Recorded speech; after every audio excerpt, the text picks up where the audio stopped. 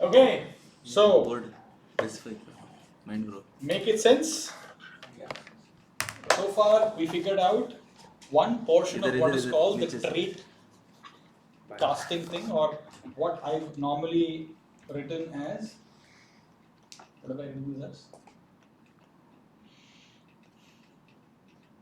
Extensive use of dynamic typecasting. The Pliron trait makes a lot of use of this pattern, which is dynamic typecasting, primarily for whatever we just talked about. Okay, so we talked about casting to traits. We talked about this. What do you call this? Trait casters distributed slice, and then the last piece is the map. Okay, here what happens is all of the trait casters that you can see can be iterated over. It's as simple as that. Nothing rocket science over here. You're just creating a map. This is just an array. So you have your trait casters. They go into the trait caster array, which is a distributed slice. And then if you want to create a map out of that, that means you want key value type of thing. You can go ahead and do this, right? Because if you see this is a regular hash map. FX hash map is the third party crate. FX is basically a faster hash map. Got it? Yeah. No questions about this, right? No.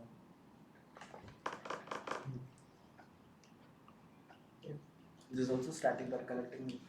Yeah, and FX, the way FX is working is, the way they want to map it is, they want to say that if you see these two type IDs, that means if you see this type castable to this trait, or this trait castable to this type, then give me this function pointer.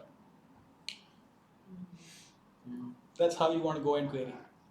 I talked about querying.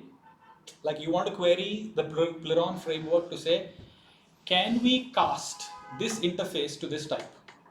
Is the query that you want to make. Then you basically come here and ask the hash map, do I have these two type IDs? If it's yes, then you get the caster that will be able to cast it. Right?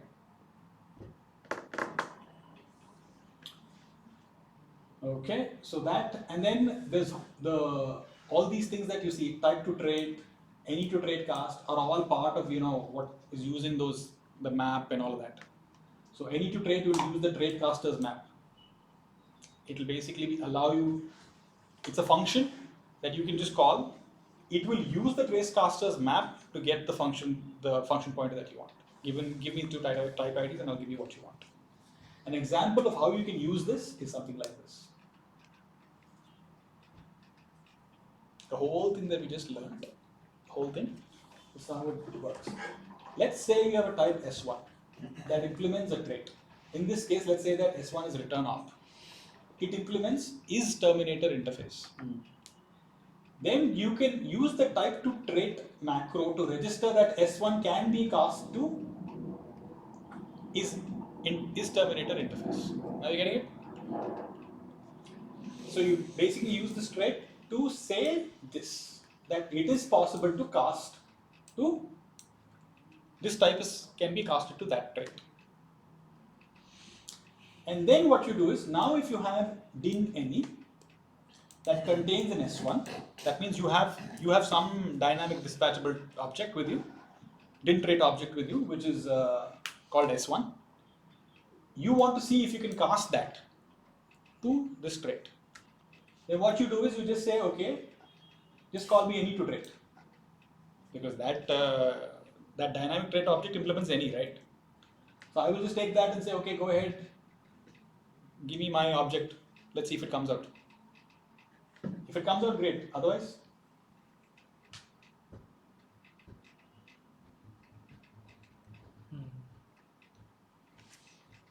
take a moment to register this.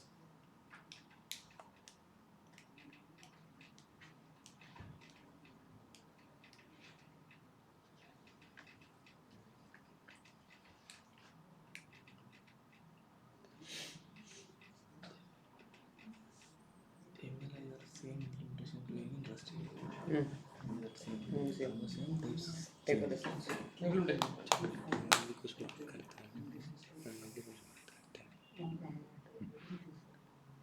These are not things in C also there, right? C++. The same thing only here implemented. The problem with C++ is they don't have this clear. This clear. It's not as strongly typed as Rust. Number one. Number two is instead of traits, the concept that we use, they use templates, and that can get really, like what the hell is going on? Simpler way of saying things. So you're gonna make S1 as a type. S1 is, I'll give you an example again. S1 is, assume in our case it's return op. Okay? Trait is terminator interface. Does return op implement is terminator interface? In order to say that yes it does, I'll use the first macro, which is type to trait. But you already derived that. It's all compile time. We're trying to do this at runtime. Okay. So I think Key you're point. gonna add dyne in that, that's it, right? Yeah. It's not just adding line, you're doing all that stuff, right? Okay. Whatever you're saying is compile time. I know I derived it. No, you know, yes, you derived it. The computer should know when it gets an object, then how can you actually do the conversion? Means when it gets the two types, then it will decide like at runtime it will decide. Because you wrote some implementation saying that, okay, I don't know what this type is, I don't know what this trait is, I just want to know whether it's castable. That's all I want to know. Okay. This thing will give you, this infrastructure will give you the opportunity to, the ability to do that. Okay. Got it? Yeah. And that's an example of how you can think about it.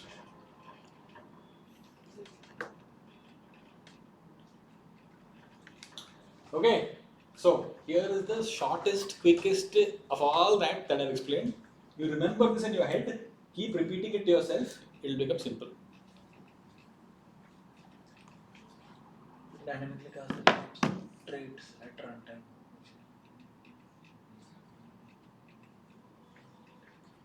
This is the same thing, no? This makes sense. Yeah. That's why the note is there. That's why you should write notes. That's why I keep saying that. Okay? Let's read it in this one, remember we were doing the dynamic UDS thing with Brian. He kept irritating you. Then he said something, I remember. We used dyne trait only that time in the Venice project. Edge. Yeah. Okay, I'm not coming to this thing called def use and use def chains. This is a very simple concept. But here's again the point. But you will define the trait type, the compile time.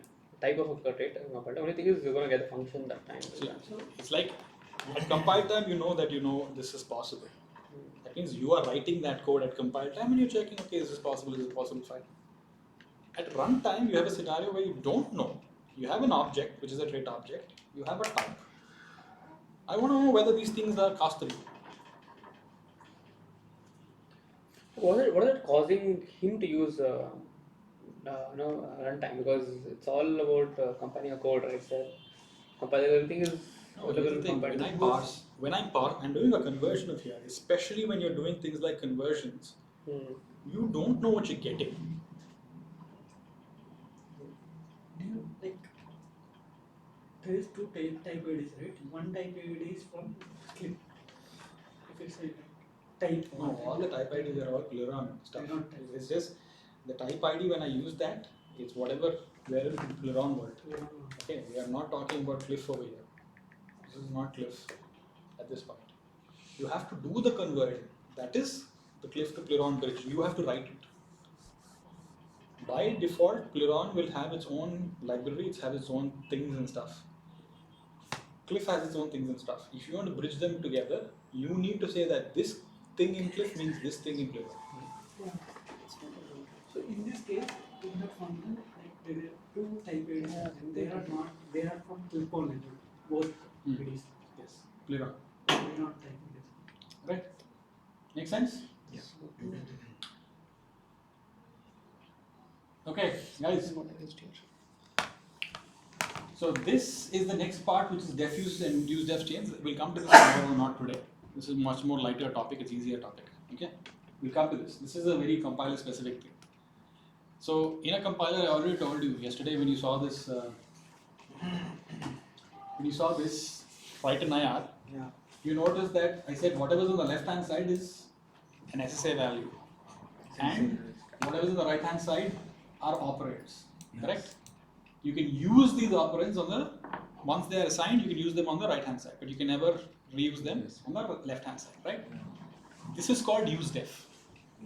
So 0 is being defined here and it's being used here. So there's a relationship over here. Okay. That's what a usedef chain is. Where was the SSA value defined and where is it being used? I'll leave you with that much.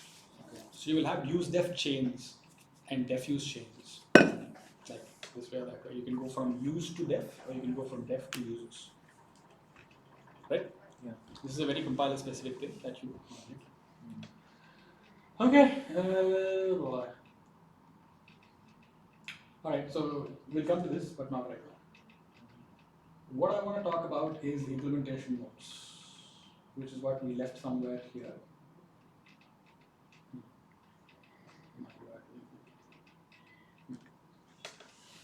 You guys remember that context, and you also guys should also remember the operation, right?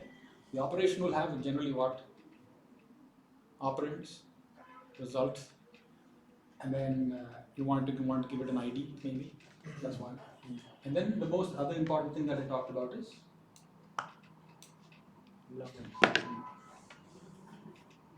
That means under this block that. yeah. So you're trying to say if you want to look at block links, then I should show you that. What happened? You were sleeping. So where is this? The operations, right? No, right?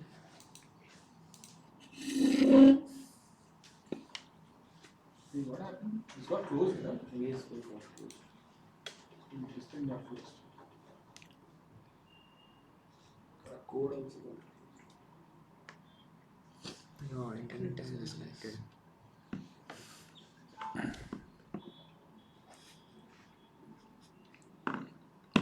Optimizer is on.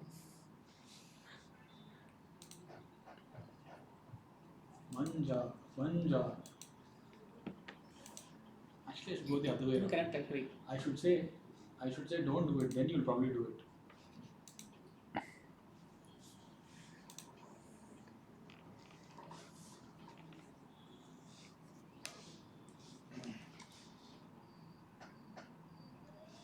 I remember my mouse color.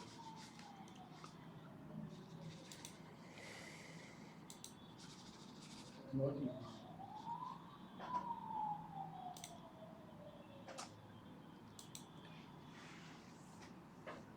Okay, so this one's then notes. I leave it here. I was talking about what now? Code, right? Correct? Yeah.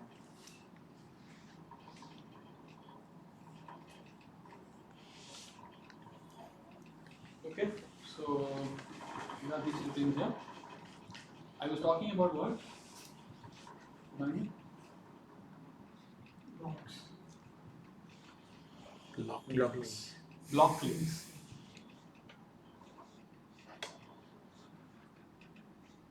So let's go. Yeah, I was showing you.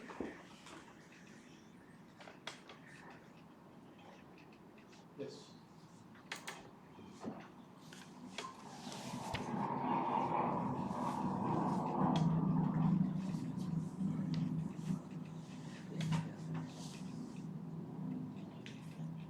We're talking about this, correct?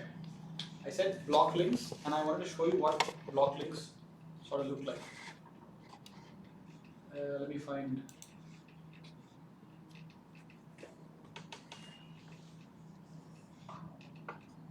The operation part here, right? So this is what the an operation will sort of look like. You've seen this, right? If you want to check out what block links are, just go check them out. Okay. Linked list. It's a linked list. Got it? Pretty much the entire thing is implemented as a linked list. So entities are linked, related entities are linked. His favorite data structure. True. You should love this. He loves the guy. He loves the guy. Data structure. C. Okay. So you'll have something like so you'll have like two kinds of traits over here. I will explain both of them because operation implements all of them. For example, this is a very important thing that you need to know. And this is a pattern that again you will see, and you know this. We've done this as well. We've done not something exactly like this, but we've done something called seal traits. Remember? Seal, I heard of it. C. Spending more time on your skill is very important. C traits. Seal. Seal. Sealed. It's there in Rust book. See, it's there. No. Okay. I Okay. remember lazy logs. I want you to go ahead and look it up. But anyway, this thing is we're primarily saying that this is private. That means you can only import this trait into your modules if that module is part of your crate. That means if I'm writing some bridge or something like that and I want this access to this, I won't have this. That's why it's crate private. Okay. So what is crate private actually? The set methods are all crate private. So we basically don't want to expose that at all to the user. What we do want to expose, what is not private, are the get methods. So if they are not exposed, how then do I set them? How do I do the linking? Right? That is very interesting because if you actually go ahead and look at linked list here, which is all in the linked list module, you will see that there's two types. One is there's a contains linked list. That means it's basically saying that if any type implements this trait, that means it's a container for a linked list. For example, block will implement it. It's a container for instructions or other operations, right? And then operation will implement linked list, which means operations themselves are actually linked. Which one follows which one, what block does it belong to, all those things can be identified.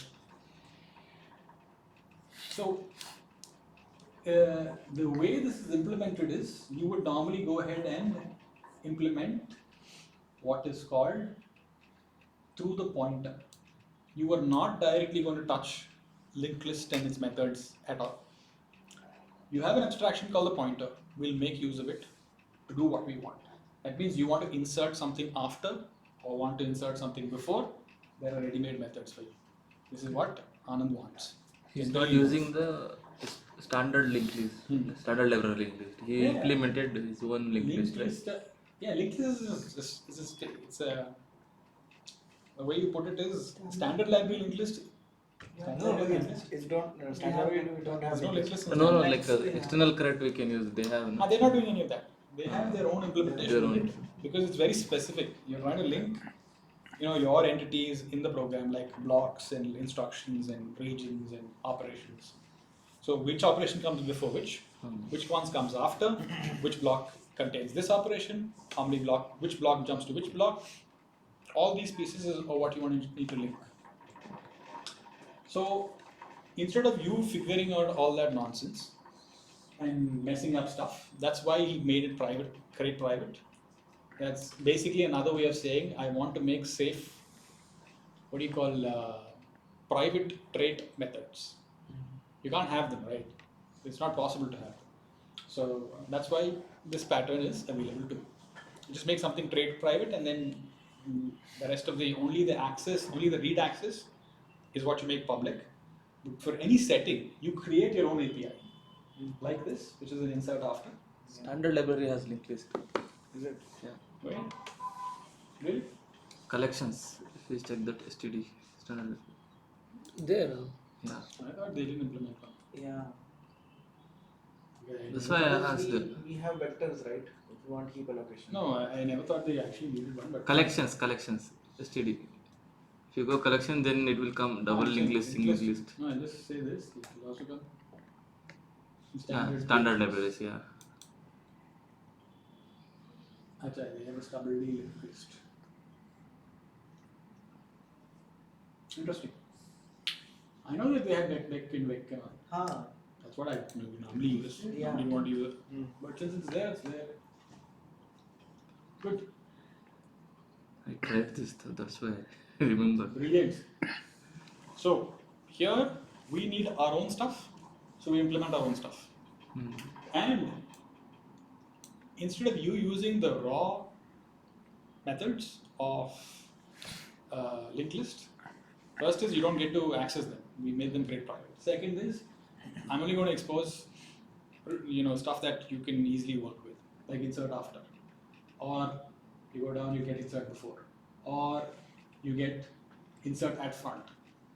So it's like you're the first node in that. Then you want to be like insert at front. So you don't have to worry about it. Happy, Anand? Yeah. Make sense? Any questions on this? So that's the first thing that you need to know about the implementation piece. So we know how you can define an op, you know how you can clearly state what interfaces your op needs to implement. And then you need to know how these macros will sort of be used to do this dynamic typecasting thing, etc., which is required when you're working with something like, Pliron. And next we are talking about operations, and in the operations section we are talking about specifically what? We are talking about how would you actually connect related operations and blocks and functions and things like that, right? Those things are what we've covered. This is an example of what we've already done. We've seen this. We've seen all of this stuff. You've seen all of this stuff yesterday, right? When you annotate any operation with the def op macro, you get all this stuff, right? Yeah. You've seen all this either way. And then how do you verify an operation? Well, when you do an operation verify, you check what happens. It verifies the attributes, the operands, the regions, everything else. The interfaces, everything is verified. Okay, all of them are verified. So that's one. And what the crate provides is it provides two easy macros to do some implementation of this printing and parsing that I talked about. So canonical syntax will basically implement printable and parsable traits. We'll look at that after this right now. For example, when I say implement canonical syntax for return op, this is what's going to happen. This macro will expand into this. It will basically have a format method and your implementation will start. I'll show you more details about how this is going to work step by step. But yeah, the last part I wanted to cover is this today. Tomorrow we'll wrap up everything and we'll show you the full flow. Okay? So basically you should be well versed with how do you take a Cliff function, convert it to Pliron. All of it. That's what you should be well versed with. Yeah. Okay. So the last part I want to cover is we were seeing dynamic trait casting. We were talking about it quite a bit because we were doing it for type checking and type querying is what you're saying. There's another part which uses the same pattern, which we will talk about. And that pattern is the verification pattern because you need to verify that your ops are doing the right things, right? That's one thing I mentioned yesterday. You can define an op, great, but how do we know that the op is actually doing what you're saying it's doing? Correct. That's where this thing comes in. All Pliron interfaces provide a verify method. Every single one has to have, at a minimum, a verify method. Its signature, the signature of that verify method is of type this. That means it will have something like this. For example, you see this op interface verifier? The signature of the verify interface, which you saw, you already saw the thing for return op, right? Where is that?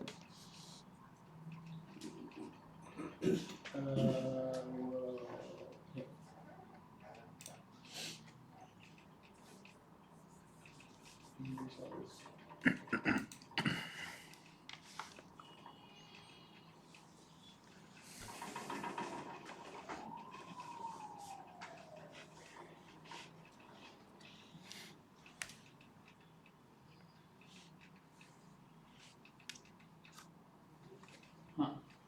You saw this here. The signature for the verify method in the return op, if you wanted to check it out,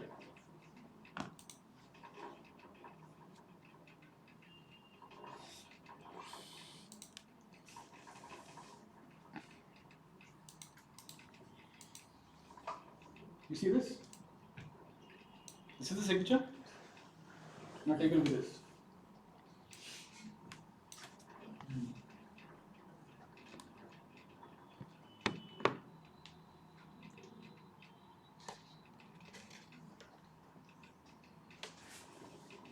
This is a type. I want to clearly call out that this type must be array. I am saying that the verify method must have this type. That's why it sort of looks like this. I can't go to the side.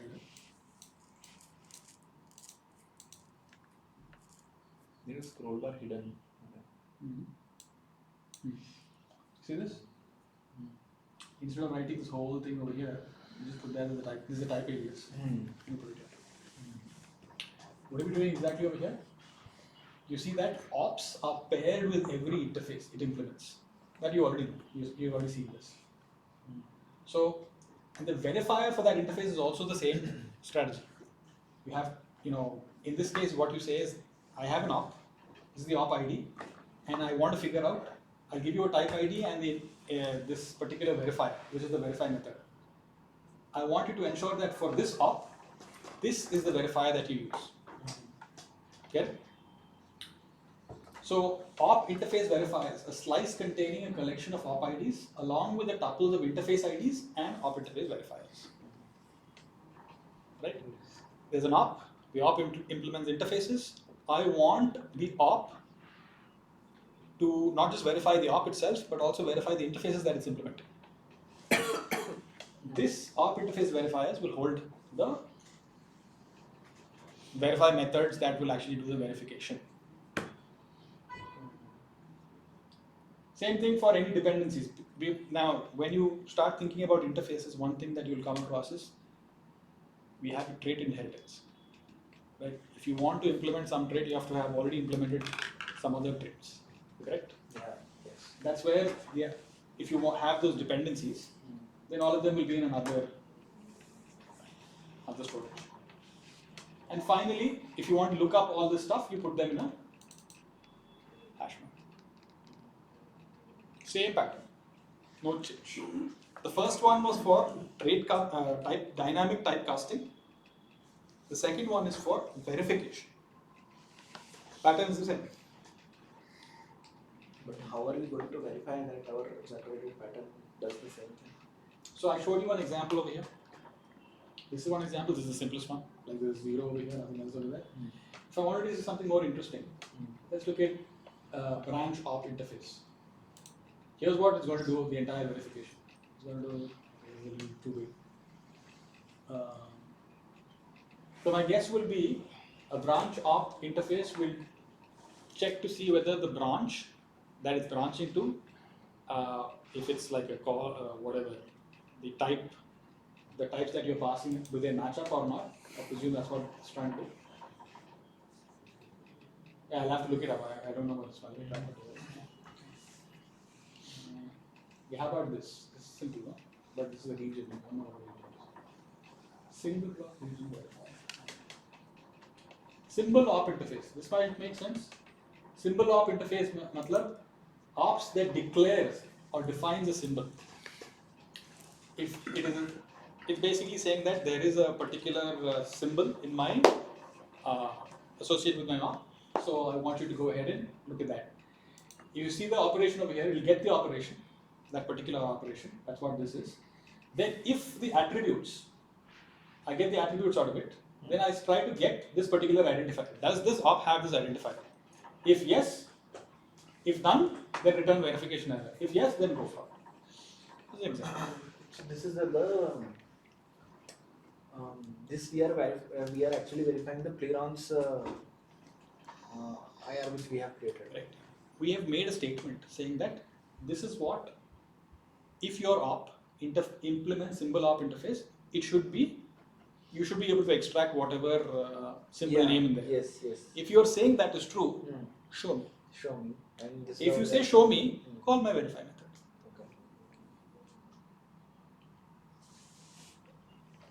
And I'm not taking this your word verify for it. method will be different for different ops. Correct. It is like testing test case. Exactly. Because if you think about it, if you had something like XML, you know this. If you had something like XML or JSON, better everybody knows JSON, right? JSON can mean anything. Yeah, we parse the JSON. Yeah. But how do you know if, like, this is what I mean? How do I?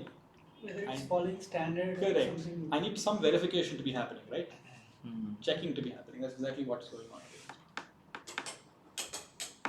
Make sense? We'll Yeah. not the entire thing will do, like some roles will take this. Got it? Yeah. So, those are the two things that we deal with when we talk about this function pointers being stored in a distributed slice, and then you have a hash map for that from which you keep picking stuff that you want. Concept remains simple. Yes? Yeah. Don't doodle. Okay? Doodle hash map. Okay.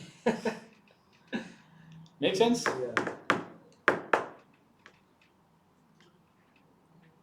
Okay, so this is where we end up. This is the total context that we have right now. Tomorrow you apply everything that you learned, you've understood, and actually work towards implementing an actual op. That's the plan. Otherwise, no party. No, fine. I'm sitting here, that's all. He's already shocked. He's thinking about the op. Here's my point. You implement it for iSub op, but you implement it for iMul op. And one Abhishek. Abhishek implements it for SIMD vector. Vector instruction. Yeah. Makes it? Yeah. Tomorrow, that's the plan. I am done talking. You are doing implementation. Got it? Yeah. Okay. Feel like you're being punched? Your brain is being racked? There's access to everyone. I sent it, no? That's what I asked. I sent it. Any other questions? No questions? Can we come tomorrow or not? That's not a question. You fall sick, you better check your badge. I'm telling you right now. You, I don't give a shit what you eat. Come back in one piece. Sorry, this is being recorded.